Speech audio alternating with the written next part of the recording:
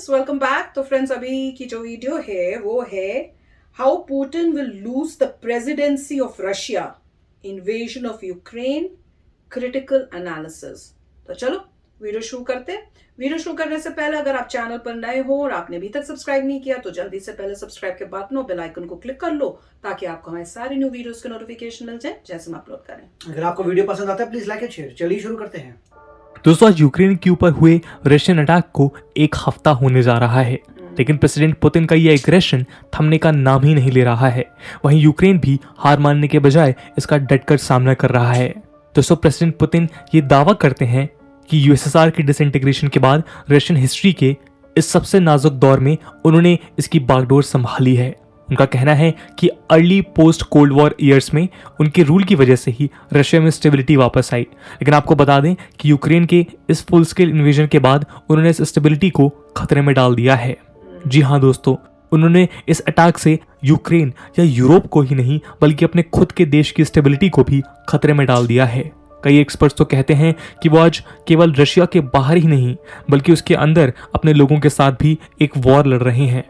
हालांकि रशिया में ऑर्डर और कंट्रोल मेंटेन करने के लिए अलग अलग कंपीटिंग इंटरेस्ट को बैलेंस करना प्रेसिडेंट पुतिन के लिए कभी भी आसान नहीं रहा है, लेकिन इस अटैक के बाद इसको बैलेंस करना प्रेसिडेंट पुतिन के लिए और भी ज्यादा मुश्किल होगा, स्पेशली तब जब इस कॉन्फ्लिक्ट को लेकर ज्यादातर रशियन सिटीजन्स पुतिन के खिलाफ हैं और ये अटैक रशियन ओलिगार्क्स के ओवरसीज एसेट्स के लिए भी खतरा बनता जा रहा है, क्योंकि वेस्टर्न नेशंस लगातार रशियन ओलिगार्क्स को सैंक्शन कर रहे हैं और उनके एसेट्स को सीज कर रहे हैं।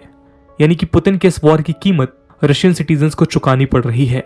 आज की वीडियो में हम इस क्राइसिस के दूसरे एंगल को समझने की कोशिश करेंगे। आज हम देखेंगे कि कैसे इस वॉर के बाद पुतिन के लिए डोमेस्टिक फ्रंट पर चीजों को बैलेंस करना बेहद मुश्किल होगा। तो चलिए शुरू करते हैं। नमस्कार दोस्तों, मेरा नाम है आदर्श और स्वागत है आपका स्टडी आईक्यू में। आगे बढ़ने से पहले मैं आपको बता दूं कि अब स्टडी आईक्यू के किसी भी शानदार कोर्स को परचेज करने से पहले, चाहे वो यूपीएससी एग्जाम हो, स्टेट पीएससी हो, जुडिशरी एग्जाम्स हो या फिर हो बैंक पीओ का एग्जाम, आप यूज कर सकते हैं कूपन कोड जो है AG33, जिससे आपको मिलेगा फ्लैट 33% डिस्काउंट स्टडी आईक्यू के सभी कोर्सेज पे। बाकी के अपडेट्स के लिए आप मुझे मेरे सोशल मीडिया हैंडल्स पे भी फॉलो कर सकते हैं। दोस्तों, पिछले 2 दशकों से पुतिन उन सभी डुअल थ्रेट्स को आसानी से बैलेंस करते आ रहे हैं जो आमतौर पर किसी भी ऑटोक्रेट को फेस करने पड़ते हैं। ऑटोक्रेट यानी एक ऐसा रूलर जिसके पास कंप्लीट ऑथोरिटी होती है। इसमें पहला है देश के बाकी पॉलिटिकल एलिट्स के द्वारा तख्ता पलट होने का डर, और दूसरा है उनके अनपॉपुलर रूल के खिलाफ पब्लिक प्रोटेस्ट का खतरा। इस सेंचुरी के पहले दशक में रशिया की बूमिंग इकोनॉमी की वजह से उनको यहाँ पावर कंसोलिडेट करने का मौका मिल गया, जबकि दूसरे दशक में क्राइमिया में एनेक्सेशन के सहारे प्रेसिडेंट पुतिन ने पावर पर अपनी पकड़ मजबूत की। उनके खिलाफ इलेक्शन और पब्लिक ओपिनियन को मैनिपुलेट करने के चार्जेस लगते रहे। वो अपने ओलिगार्क्स को पॉलिटिक्स से दूर रखते रहे और उसी समय लोगों के लिविंग स्टैंडर्ड्स को भी इम्प्रूव करने की कोशिश करते रहे, जिसका सबूत हमें उनकी हाई अप्रूवल रेटिंग्स पर देखने को मिलता है। लेकिन जैसे जैसे पुतिन की क्राइमिया की सक्सेस की चकाचौंध मिटती गई, वैसे वैसे उनके लिए अपने रूल को लेजिटिमेट साबित करना मुश्किल होता गया। इसके अलावा पिछले दशक में हुई पुअर इकोनॉमिक ग्रोथ, बढ़ते करप्शन के केसेस और कोविड-19 पैंडेमिक में गवर्नमेंट पुअर रिस्पॉन्स के चलते पब्लिक ओपिनियन प्रेसिडेंट पुतिन के रूल के खिलाफ होता गया, और इसी के चलते रशिया को रूल करने के लिए पुतिन ने अपनी फोर्सेस को और भी ज्यादा शार्प किया, और इसलिए आज पुतिन को पावर पर अपनी पकड़ मजबूत करने के लिए सिक्योरिटी फोर्सेस का सहारा लेना पड़ रहा है। एक्सपर्ट्स इसको एक डेंजरस बार्गेन का नाम देते हैं। उनकी नजर में ये एक खतरनाक समझौता है जिसकी वजह से हमें रशिया के अंदर ज्यादा रिप्रेशन और बाहर रशिया की एग्रेसिव फॉरेन पॉलिसी देखने को मिलती है। रशिया के अंदर सिक्योरिटी फोर्सेस के ऊपर ओवर डिपेंडेंस हमें सबसे ज्यादा उस चीज में नजर आती है जिस तरह से वो अपने पॉलिटिकल ऑपरेशन को थ्रेड करते हैं।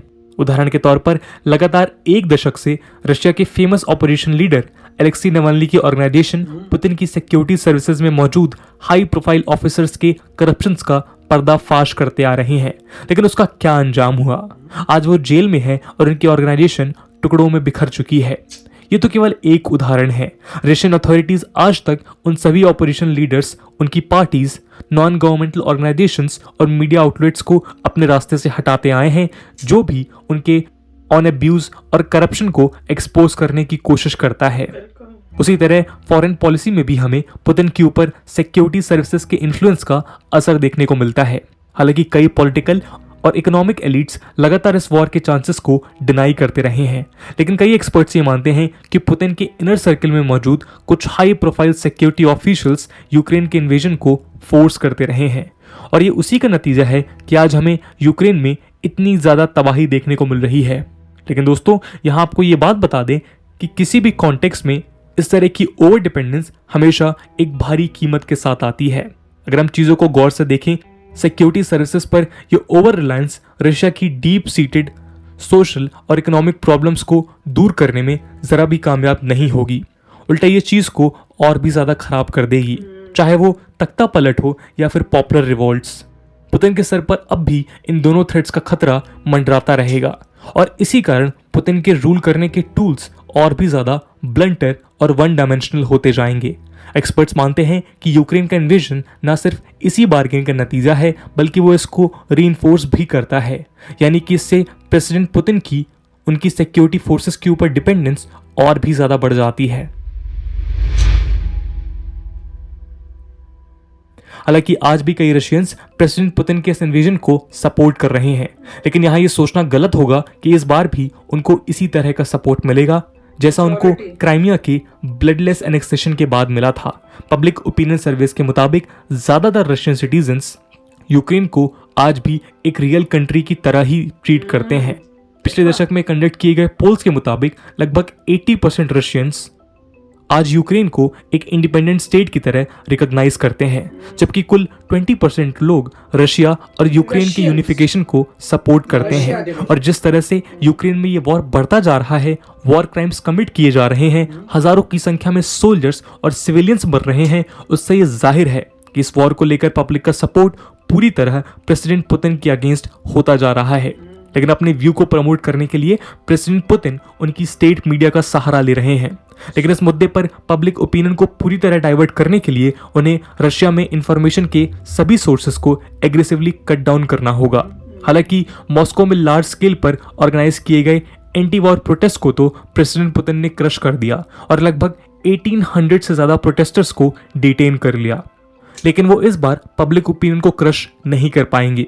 लेकिन दोस्तों, अब आपके दिमाग में ये सवाल जरूर आ रहा होगा कि पुतिन तो एक ऑटोक्रेट हैं, तो उनके पावर में रहने के लिए पब्लिक अप्रूवल की क्या जरूरत है। लेकिन दोस्तों, इतिहास इस बात का गवाह है कि एक पॉपुलर ऑटोक्रेट बनकर रूल करना तो फिर भी आसान है, लेकिन एक ऐसा डिक्टेटर बनकर रहना बहुत मुश्किल है जो रूल करने के लिए ब्रूटल फोर्सेस का सहारा लेता है। इसके अलावा प्रेसिडेंट पुतिन को पब्लिक ओपिनियन से भी ज्यादा अपने इनर सर्कल्स यानी कि अपनी गवर्नमेंट के पॉलिटिकल और मिलिट्री एलिट से आने वाले थ्रेट्स की चिंता करने की ज्यादा जरूरत है। हालांकि रशियन लीडर्स उनके इनर सर्कल्स में क्लैशिंग इंटरेस्ट के बीच सामंजस्य बिठाने में माहिर हैं, लेकिन कई एक्सपर्ट्स ये चेतावनी दे चुके हैं कि यूक्रेन क्राइसिस पुतिन की इस बैलेंसिंग एक्ट को बहुत मुश्किल कर सकती है। दोस्तों, इस बात में तो कोई दो राय नहीं है कि रशिया में ज्यादा से ज्यादा वेल्थ एक्वायर करने का रास्ता पुतिन और क्रेमलिन के साथ अच्छे संबंधों से होकर गुजरता है, और इसलिए रशिया के वेल्दी एलिट्स पुतिन के खिलाफ जाने से कतराते हैं। लेकिन ऐसा लगता है कि यूक्रेन में बढ़ रहा कॉन्फ्लिक्ट के चलते वो अपने सभी एलिट्स को ज्यादा लंबे समय तक खुश नहीं रख पाएंगे। इसके अलावा रशिया पर लगने वाले सैंक्शंस डोमेस्टिक लेवल पर और भी ज्यादा इकोनॉमिक अनसर्टेनिटी को जन्म देंगे।